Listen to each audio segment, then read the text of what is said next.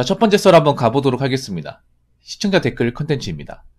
영상 제목, 지방에서 서울 살려면 연봉 5천 이상 최소 1억 정도 들고 와야 겨우 살만합니다. 라는 영상에 달린 댓글입니다. 이 영상도 댓글에 있는 그 내용을 가지고 영상을 찍었는데, 자, 이게 무슨 내용이냐 하면, 그 지방에서 이제 젊은 분들이 일자리가 없으니까 서울로 많이 온단 말이에요. 뭐 서울이나 수도권으로. 네, 많이 넘어오는데, 뭐 겉으로 봤을 때는 문제가 없는 것 같지만 사실 굉장히 문제가 많아요. 어떤 문제가 있냐? 뭐 올라오는 것까지는 좋아요. 근데 이제 올라와서 이 정착하고 제대로 이제 주거 여건을 갖추는 게 지방 사람들 입장에서 상당히 어렵습니다, 이게. 예. 그러니까 뭐 서울로 올라오면 장땡이지.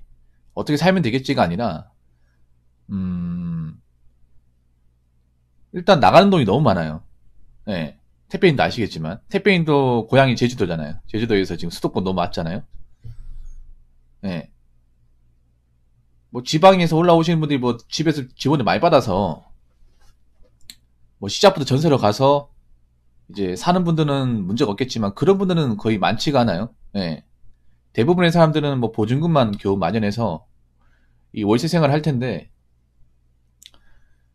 월세도 꽤 비싸죠. 월세 비싸고 뭐 공과금도 많이 나가고 특히 서울 같은 경우에 월세가 이 관리비가 포함 안 돼 있잖아요. 관리 별도 아닙니까? 특히 이제 겨울 추워지면 난방 많이 뜰 텐데 가스비 장난 아니게 나오겠죠.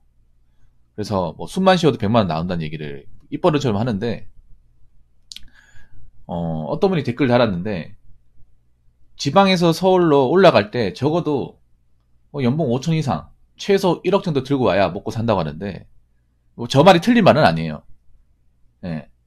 그러니까 1억 정도 들고 와야 되는 얘기는 전셋집을 마련해야 된다는 거예요.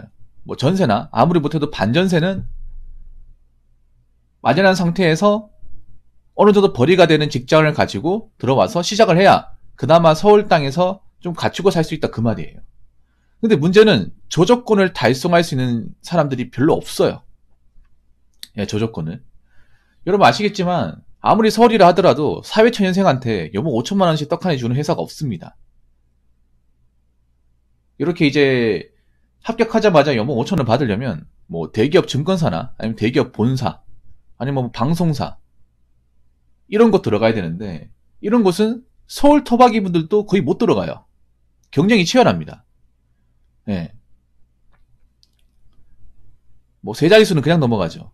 그럼 제가 봤을 때 저기 들어간 사람은 거의 소수고 절대 다수는 1억 원도 마련하지 못하고 연봉 5천도 안 돼요. 제가 봤을 때는 한 3천만 원 정도? 그 정도 수입을 벌 겁니다. 3천만 원도 안 되는 사람도 있을 테고. 그러면 뭐 부모님한테 이제 월세 지원 못 받고 연봉 한 3천만 원 좀 적게 뭐 돈 받고 시작하면 돈이 안 보인다는 거죠. 먹고 살긴 하는데 그냥 먹고 사는 걸로 끝나는 거예요. 대부분 이제 지방에서 상경한 분들이 어디 가냐 하면 서울에 뭐 신림, 봉천, 그리고 구로, 그리고 강북, 예, 이런 곳 가잖아요. 근데 서울 분들이 여기 아실 겁니다. 굉장히 인프라가 안 좋은 곳이라는 걸 아실 거예요. 그럼 왜 지방 사람들이 이런 곳에 들어가냐? 다른 곳은 비싸니까. 예. 많이 비싸니까 이제 신림, 봉천을 많이 가는데 문제는 그런 데 가면 굉장히 열악해요. 말이 서울이지 우리가 알고 있는 드라마에서 보는 그런 서울이 아니라 약간 달동네, 예, 개발이 덜 된 것 같은, 그리고 굉장히 좀 우범지대 같고 관리가 안 돼 있는 그런 곳이 많아요. 그리고 집이 굉장히 허름합니다. 허름하고 방도 굉장히 좁아요. 좁은데 50은 그냥 왔습니다. 월세. 그런 데서 이제 살면 이제 돈을 모아야 되는데 버는 돈도 그렇게 많지 않을 뿐더러 나간 돈이 많다 보니까 이제 돈을 모아서 여기 나와야 되잖아요. 나오지 못하는 거예요. 5년, 10년 계속 이렇게 사는 거예요. 그래서 그런 사람들이 꽤 많을 것 같거든요, 서울에서. 예, 남자도 여자도 많을 것 같아요. 특히 여자분들 많을 것 같아. 여자분들 특히 이 서울 쪽으로 취업을 한다고 치면 지방 사람이 서울로 넘어온다고 치면 대부분 사무직이에요. 제 방송에 서울의 중소기업 사무직 다니신 몇 분 계신데 월급이 그렇게 많지 않습니다. 여자분들 같은 경우 200에서 한 220 사이에요. 300 이상 받는 분들이 드물어요. 여자분들은 거의 이 조건 못 달성해요. 내가 봤을 때는. 단순 사무직만으로 달성 못합니다. 그러면 4천 안 되고 그 중위소득으로 봤을 때 한 200만 원 언저리 돈을 받아요. 그 통계청에 나와 있는 이제 20대 여성의 그 중위소득을 보면 한 25세에서 29세까지 그 라인 있죠. 30살 되기 전에 그 평균 급여가 231만 원이 그래요. 중간 라인에. 그러면 세금 때문에 200이에요. 200만 원 가지고 여기서 월세 내고 사는 거예요. 조금만 사치가 부려도 돈 다 나가고 여기서 마이너스가 될 수도 있어요. 좀 더 사치를 더 부리면. 그래서 제가 봤을 때 서울 땅에 살고는 있지만 아마 일은 하고 있지만 돈이 안 모여가지고 좀 힘들게 사시는 분들이 전 많을 것 같아요. 아무튼 그런 내용이었습니다. 어떤 분이 댓글 달았는데 한번 읽어보도록 하겠습니다. 식비 줄이고 연애 포기 및 애인 있다 하더라도 데이트 비용 줄이고 유흥비 줄인다고 해서 하면 5천 이하도 모을 수는 있습니다. 다만 그렇게 5년 이상 해야 하는데 서울은 유혹이 너무 많죠.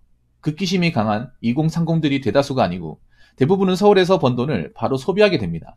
지방에서 일하는 제 친구들 케이스를 들면 서울에서 일하는 제 친구들 케이스를 들면 200 내지 350 벌이가 가장 많은데 대부분 얼마 쓰냐 물어보면 거진 150은 스탠다드로 나간답니다.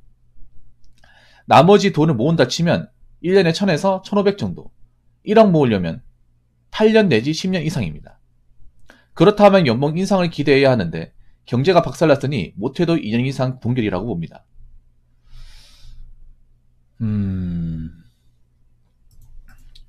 이게 서울이 뭐 여러 가지 이유가 있는데 이게 그런 거예요. 지방에서는 이게 나는 그렇게 생각해. 지방에서 인프라가 부족하잖아요. 서울에 인프라가 많고. 그럼 서울 왜 가냐고 물어보면 서울은 다 있잖아요.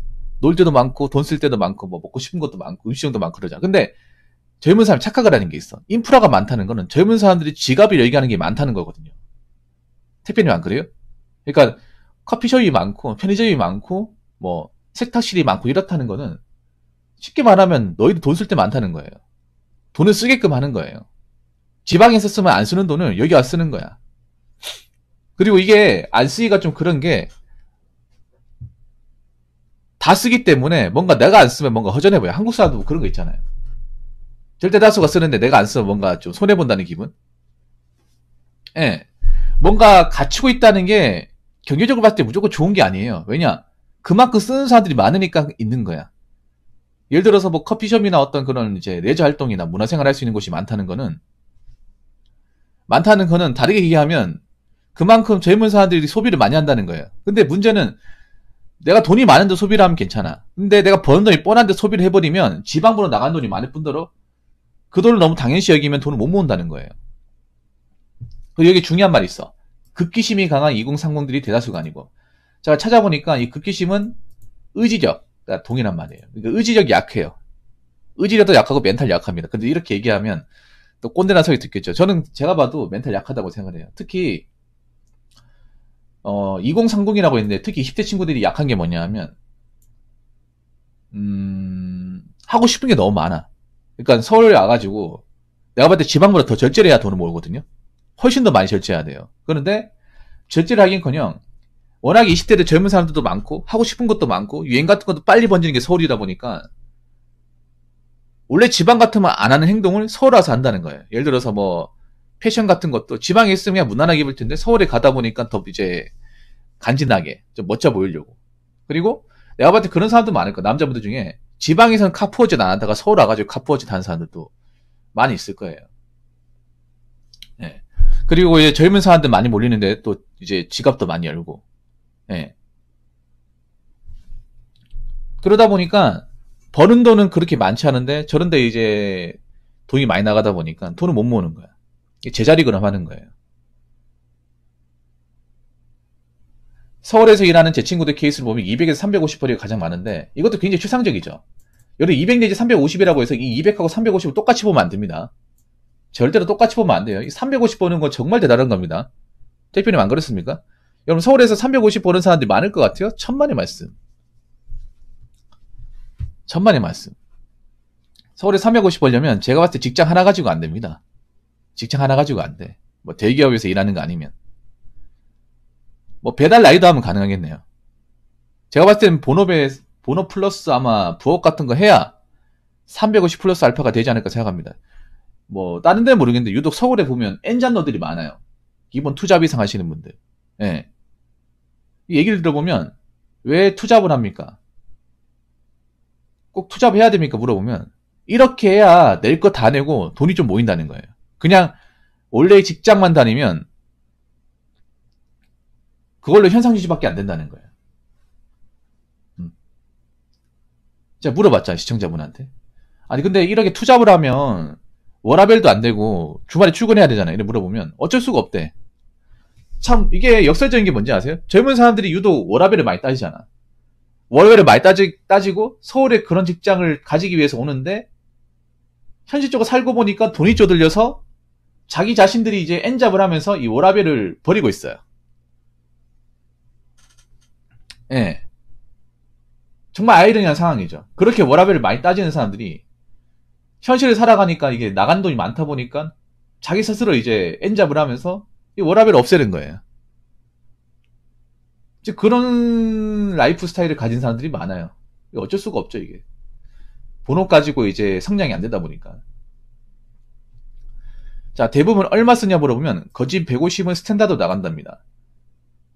저도 맨 처음에 이 서울 라이프의 어떤 그런 이제 문화를 모를 때는 150 쓰면 진짜 과소비 아닌가 이렇게 생각했는데 이게 150이 그런 거예요. 뭐냐면 일단 한 50에서 20짜리 이제 방 월세 잡고 관리비 내고 공과금 내면 100이에요. 거의 100이야. 예, 여기서 아끼면 80만 원. 그런데 뭐 젊은 사람들이 난방비 아끼겠습니까? 이제 겨울 되면 이제 난방비 이제 폭탄 장난 아닐 겁니다. 예, 가스 보일러도 많이 떼면 많이 나와요. 그래서 겨울에 한 15에서 20만 원 나오지 않을까 생각을 하는데 뭐 가스비 그리고 폰 요금 폰도 요즘에 뭐 젊은 사람 스마트폰 좋은 거 다 가지고 다니잖아. 예. 뭐 그거까지만 한 20만 원 뭐 전기세 뭐 이것저것 다 합치면 한 30만 원 거의 8, 90만 원 나가죠. 여기서 그럼 한 50만 원 남잖아요. 이 50만 원 뭐냐? 식비예요, 식비. 이게 그런 거야 뭐냐 하면 내가 사람들하고 얘기를 해보니까 젊은 사람들 중에 배달 음식을 안 먹는 사람이 없어요. 예, 안 먹는 사람이 없어. 배달 음식 먹는 게 너무나 당연한 거야, 서울 사람들은. 예. 아니, 배달 음식만으로 끼니 해결을 완전히 하는 사람들도 좀 많고. 예. 그러니까 서울에 이 배달 일이 잘 되는 거예요. 콜이 잘 들어오는 거예요. 서울에서 이제 배달이 해보신 분도 아시겠지만, 뭐, 배민이나 이제, 쿠팡이츠 해보신 분도 아시겠지만, 대부분 이제 배달하러 가는 것이 무슨 고층 아파트나 잘 사는 곳이 아니라, 굉장히 이제 주택으로 이제 난잡돼 있는 어떤 그런 원룸이나 오피스텔, 고시원을 많이 갈 거예요. 기숙사나. 그 8, 90%가. 예. 거기 사시는 분들이 돈이 많으니까 거기 사는 게 아니잖아요. 돈이 없고, 그리고 젊은 사람들이 많이 살겠죠. 월세로 많이 살겠지. 그런데 콜이 제일 많이 와요. 예. 콜이 제일 많이 와. 그러면 이거 무시 못 한다는 거죠. 그러니까 이렇게 쓸 거 다 쓰는데, 난 돈이 안 모여. 이렇게 얘기하는 거야. 예. 그래서 서울에 사시는 많은 젊은 사람들한테 제가 감히 말씀드리면 또 얘기하면 꼰대라고 받아들이시겠지만, 지금 배달 음식을 먹는 게 과연 본인한테 도움이 되는지 잘 생각해 보십시오. 배달 음식 많이 먹으면 건강 안 좋아집니다. 각자도생 사회에서 가장 중요한 게 건강인데 배달 음식은 건강을 생각하지 않습니다. 오히려 내가 볼 때 인스턴트 라면보다 더 안 좋아요. 물론 혼자 살기 때문에 밥 해먹고 설거지하고 뒤처리하는 거 귀찮은 거 알고 있는데 그래도 식비 무시 못합니다. 이 식비라는 게 있잖아요. 돈도 있지만 식비 제작을 해야 돈이 모여요. 돈이 모이고 건강을 생각하더라도 제대로 된 식사를 먹어야 됩니다. 그게 언제까지 버틸 수 있을 거라 생각하십니까? 매일같이 배달 음식 먹으면. 배달 음식 먹는데 건강해져야겠다. 굉장히 어불성설이죠. 여러분 잘 들으셔야 되는 게 서울에 혼자 사시는 분들 잘 들으셔야 되는 게 월급도 많지 않고 돈도 안 먹는데 배달 음식 그러다가 먹다 탈나요. 병원비 많이 나와. 그럼 어떡할 겁니까? 그러다가 내 픽 쓰러져요.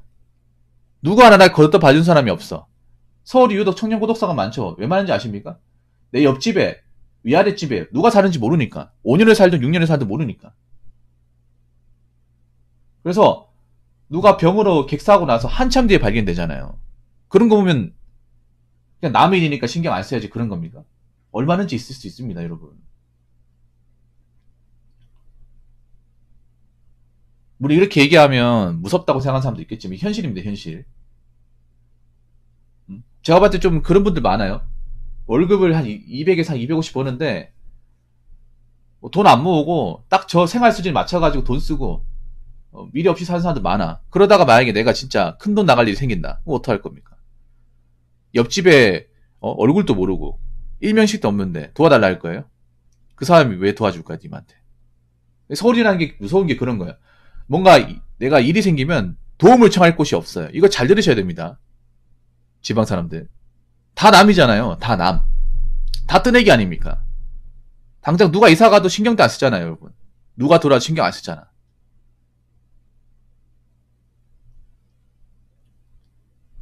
그래서 제가 항상 혼자 사시는 분한테 건강 유의해라. 여의도 있어야 된다 얘기하는 거예요. 이게 한번 겪어봐야 돼. 자, 이렇게 얘기한다고 뭐 기똥으로 드는 사람도 있겠지만 이거 한번 쓰디쓴 경험을 하면 저한테 이런 얘기 못 합니다. 저한테 붕어형이 서울에 안 살아서 그런데 서울에 오면 이렇게 다 이렇게 해요. 이런 말 못 합니다. 한번 세게 대어보면 큰 경험 하시면 몸이 탈나가지고 병원비 없어가지고 이제 병원도 못 가고 골골대면 그런 말 나온다니까요. 그래서 제가 얘기하잖아요. 미래를 봐야 된다고. 잠깐 혼자 사는 게 아니라 쭉 혼자 살 거 아닙니까? 그렇다고 뭐 지금 결혼할 수 있는 것도 아니고요. 갑자기 큰 돈이 생기는 것도 아니고 이 상태로 쭉 가야 되는데 그러려면 관리를 잘해야 돼요. 돈 관리도 잘해야 되고 건강 관리도 잘해야 됩니다. 그래서 내가 서울까지 왔어도 서울에 왔으면 더 냉정해져야 돼. 누가 날 걸도 봐주는 사람이 없어. 그리고 내가 버는 돈 말고 돈 나올 때도 없어요. 그렇기 때문에 이 얘기를 너무 고깝게 듣지 마시고, 예. 한번 내 소비 상태나 그 경제 상태를 꼭 체크해 보시기 바라겠습니다. 자, 이상으로 첫 번째 썰 마치도록 하겠습니다.